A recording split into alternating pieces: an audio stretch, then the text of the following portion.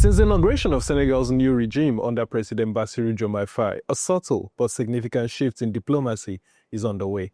Senegal appears to be redefining its international outlook, moving away from its traditional focus on Europe and Asia, especially the Middle East, towards a stronger Africa-centered foreign policy.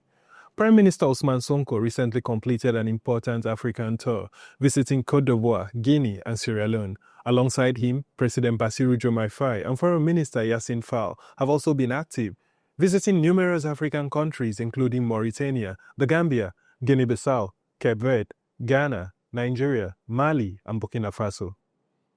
The surge in diplomatic activity signals a clear will by the new government to strengthen ties across West, East, and Central Africa, reflecting a renewed Pan-African outlook.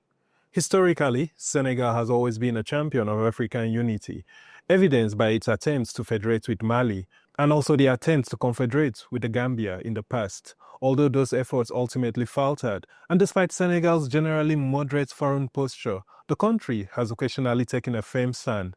In West Africa, currently, Senegal and Togo stand out as the two bridge builders between the two warring blocs, the established pro-Western group led by countries like Côte d'Ivoire and the younger Pan-Africanist alliance of Sahel states consisting of Mali, Burkina Faso, and Niger.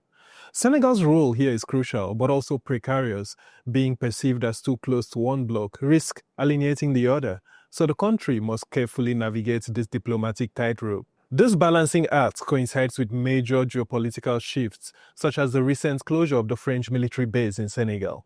The move is part of a broader trend of gradual French troop withdrawals from West Africa, including in Côte d'Ivoire, Chad, and earlier in Mali, Niger, and Burkina Faso. These changes mark a regional push for greater sovereignty and a re-evaluation of foreign military presence. Despite not having the economic and diplomatic heft of West African giants like Côte d'Ivoire, Ghana, or Nigeria, Senegal is eager to reclaim and assert its influence on the continent. Experts note that Senegal's diplomatic weaknesses were apparent in its recent inability to rally support for its candidates at key African institutions such as the African Development Bank and the Confederation of African Football Presidencies. Whether this approach will help Senegal transform into a more assertive regional power remains to be seen. But for now, there seems to be a feeling in Dakar that Senegal could and should be more.